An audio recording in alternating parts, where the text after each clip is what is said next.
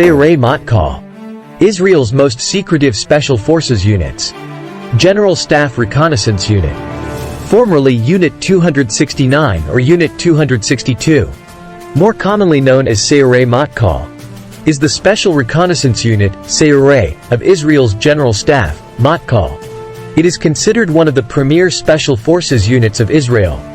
First and foremost, a field intelligence gathering unit, conducting deep reconnaissance behind enemy lines to obtain strategic intelligence.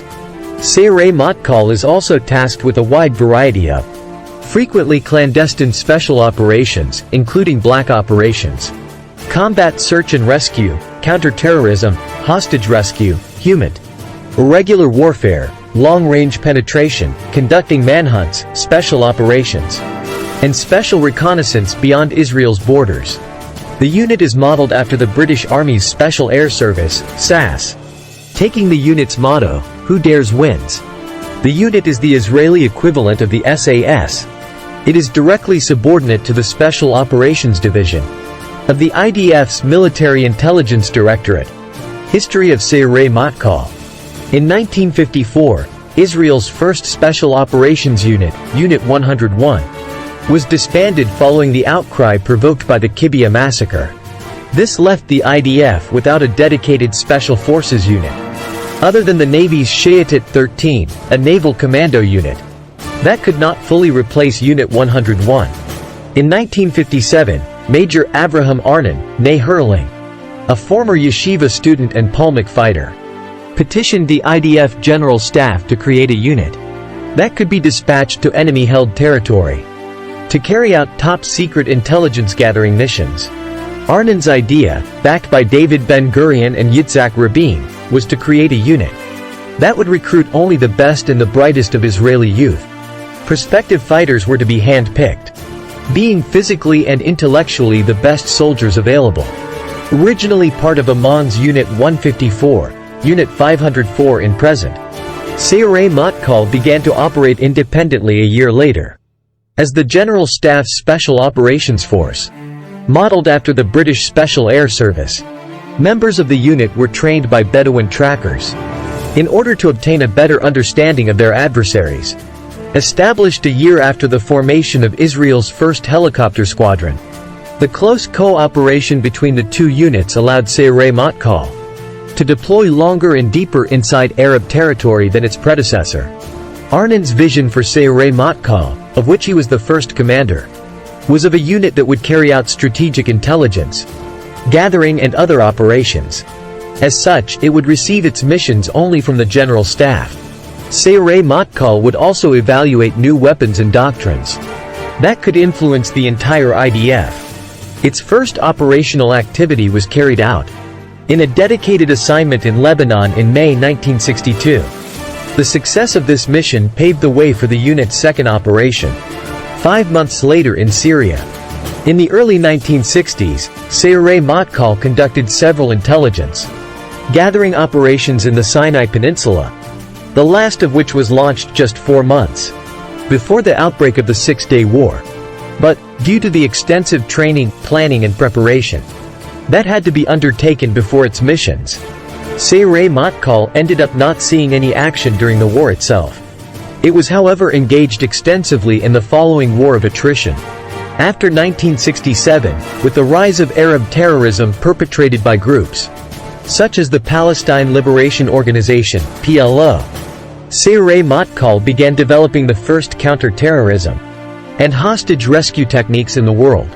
Beginning with Operation Isotope, the unit carried out several high-profile operations that thrust it into the limelight as an elite paratroopers unit.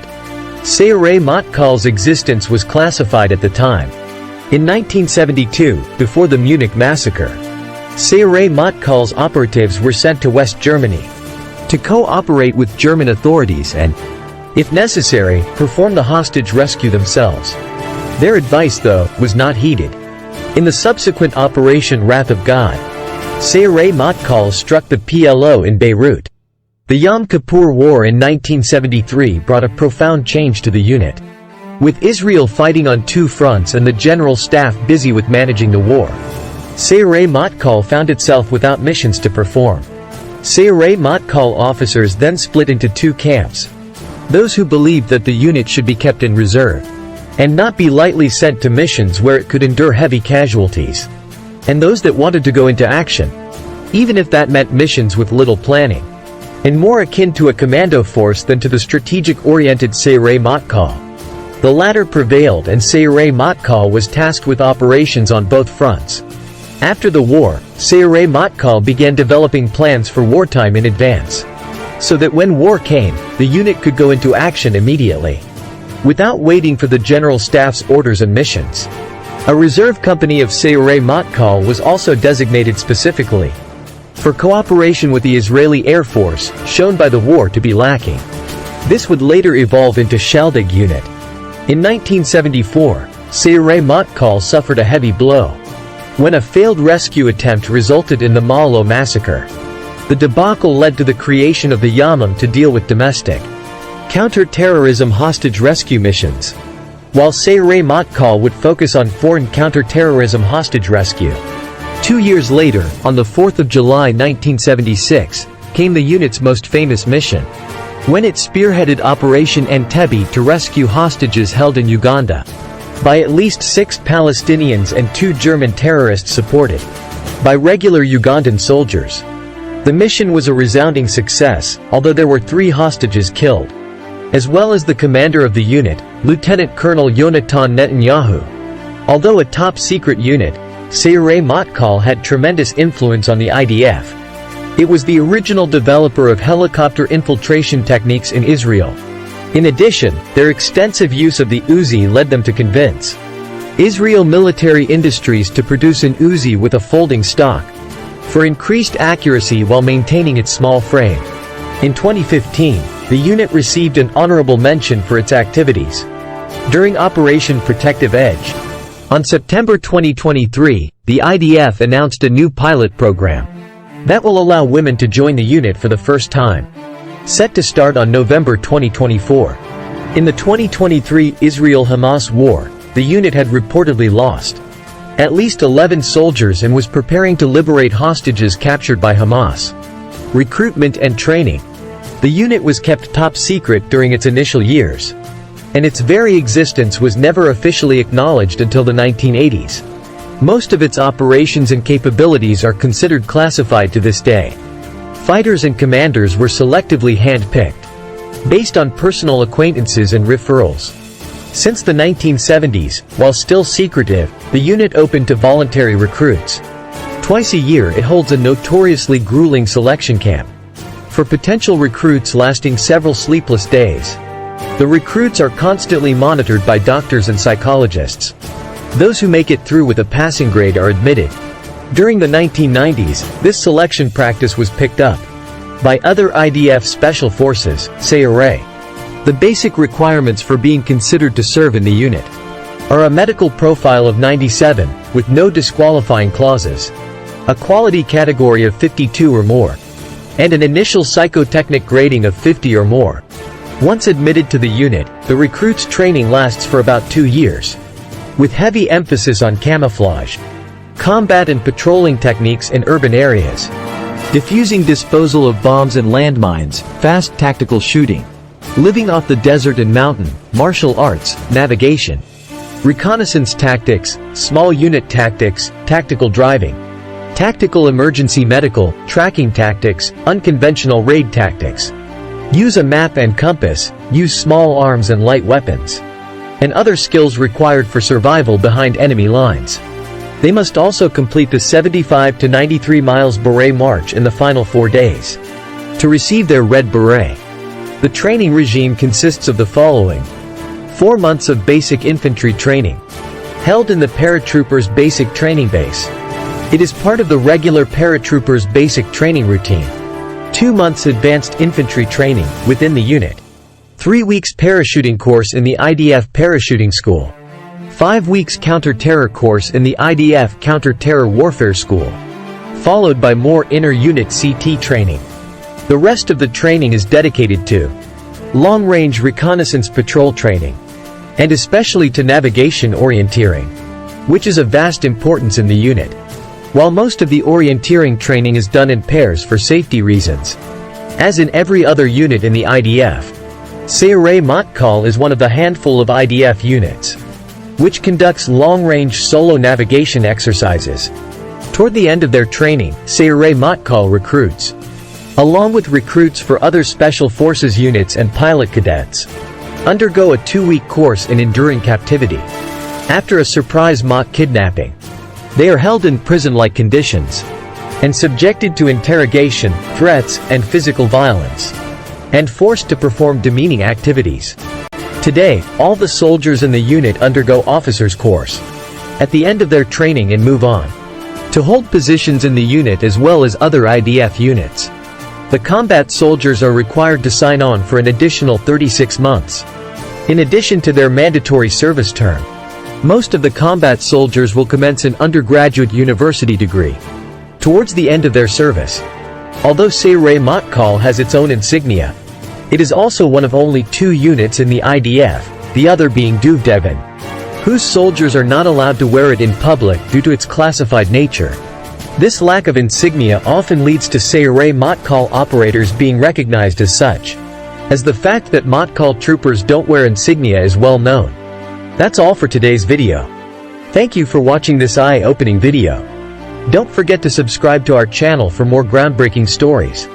If you like this video, please subscribe, share it with your friends and give it a like.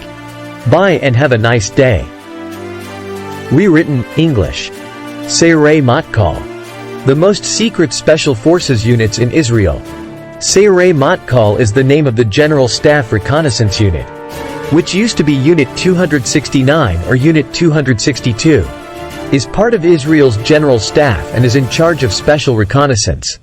People in Israel think of it as one of their best special forces teams. Sayeret Matkal is mainly a field intelligence gathering unit that does deep reconnaissance behind enemy lines to get strategic intelligence.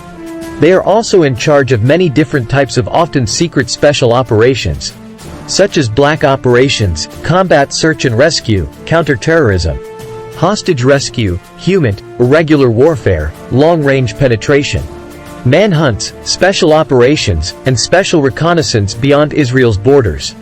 Who dares wins, is the unit's motto, which comes from the British Army's Special Air Service, SAS. For Israelis, this unit is like the SAS, the Special Operations Division of the IDF's Military Intelligence Directorate, is in charge of it. Sayeret Matkal's history. Team 101, Israel's first Special Operations Team, was broken up in 1954 because of the outrage caused by the Kibbutz killings. After this, the IDF didn't have a special forces unit other than Sayeret 13, a Navy sniper unit that couldn't fully replace Unit 101. Major Avraham Arnon, a former yeshiva student and Palmach fighter, asked the IDF General Staff in 1957 to make a unit that could be sent into enemy-held territory to do hidden tasks to gather information. Arnon wanted to make a unit that would only hire the smartest and most talented young Israelis. David Ben-Gurion and Yitzhak Rabin agreed with him. People who wanted to fight were to be hand-picked and had to be the smartest and strongest warriors that were available. Sayeret Matkal used to be part of Ammon's Unit 154, which is now known as Unit 504. A year later, it started working on its own as the General Staff's Special Operations Force, based on the British Special Air Service. There were Bedouin hunters who taught the members of the unit how to learn more about their enemies. Sayeret Matkal was created a year after Israel's first chopper squadron, because the two groups worked together so closely. Sayeret Matkal was able to stay in Arab land longer and deeper than its predecessor. Arnon, who was the first leader of Sayeret Matkal, wanted it to be a unit that would gather strategic information and do other work. The General Staff would give it its orders only. Sayeret Matkal would also look at new weapons and rules that could affect the whole IDF. In May 1962, it was sent to Lebanon on a special mission to do its first combat action. Because this mission went well, the unit was ready for its second task. 5 months later in Syria, Sayeret Matkal did a number of information-gathering missions in the Sinai Peninsula in the early 1960s.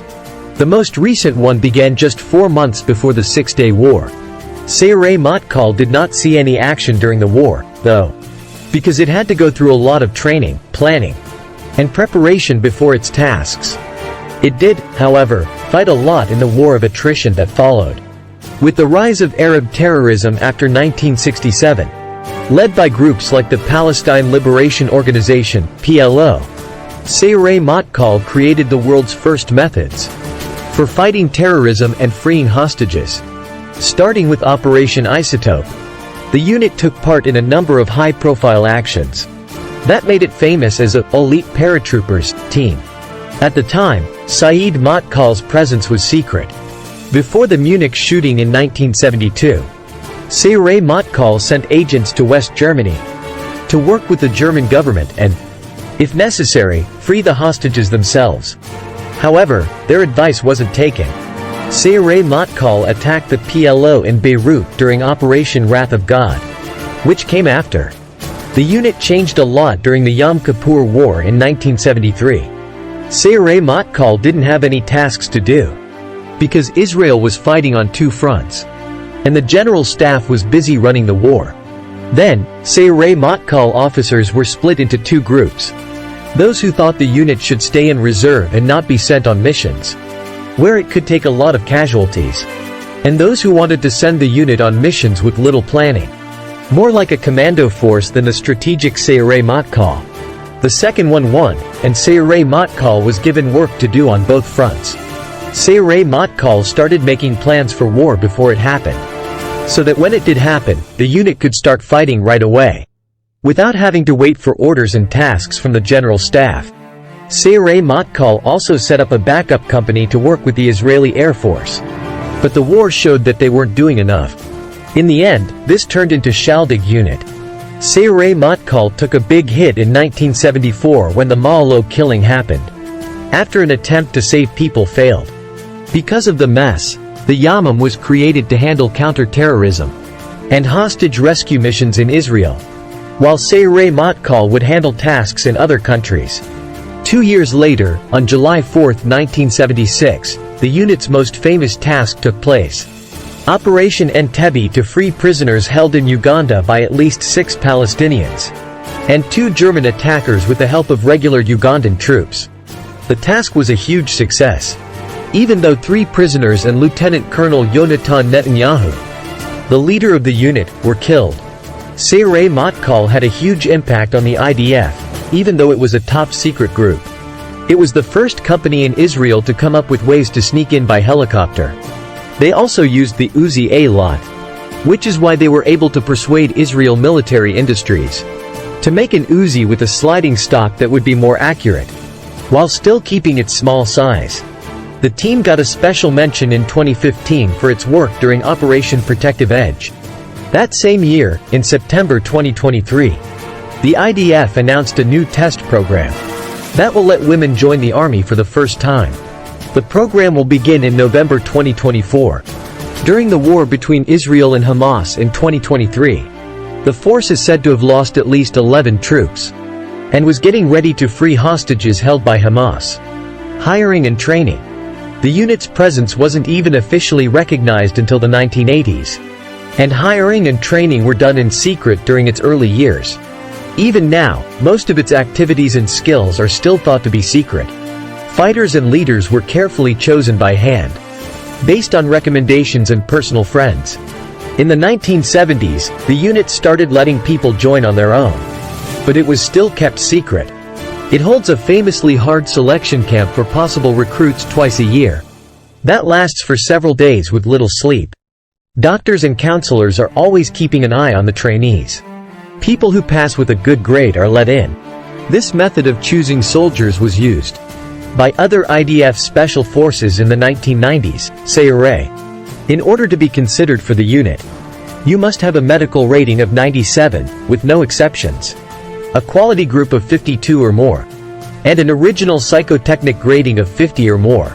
There's a lot of focus on camouflage, combat and patrolling techniques in cities, defusing and disposing of bombs and landmines, fast tactical shooting, living off the land in the desert and mountains, martial arts, navigation, reconnaissance tactics, small unit tactics, tactical driving, tactical emergency medical, tracking tactics, unconventional raid tactics, using a map and compass, and using small arms. In the last 4 days, they must also finish the 75 to 93 miles hat march. In order to get their red hat, the following are parts of the training plan. There is basic combat training for 4 months at the Paratroopers Basic Training School. This is part of the normal basic training for this group of soldiers. 2 months of advanced training for soldiers within the unit. The IDF Parachuting School offers a 3-week study in parachuting. There is a 5-week counter-terror school at the IDF Counter-Terror Warfare School. And then there is more training within the unit. Long-range scouting patrol training, especially navigating and orientation, which is very important in the unit, takes up the rest of the training. As with most IDF units, most orienteering training is done in pairs for safety reasons. However, Sayeret Matkal is one of only a few units that does long-distance mapping drills by itself. At the end of their training, Sayeret Matkal recruits, along with recruits for other special forces units and pilot cadets, go through a 2-week school on how to survive being locked up after a fake theft that comes as a surprise. They are kept in a prison-like setting and are questioned, threatened, physically abused, and made to do humiliating tasks.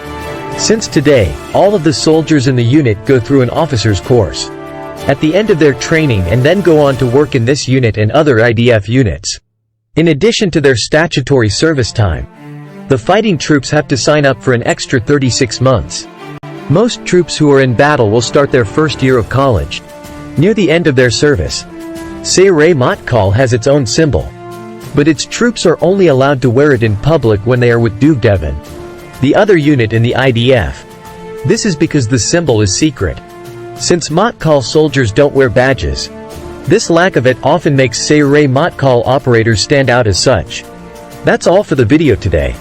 Thanks for watching this movie that opened your eyes. Don't forget to subscribe to our channel to see more cool videos. Please like, subscribe, and share this video with your friends if you like it. Goodbye and have a great day.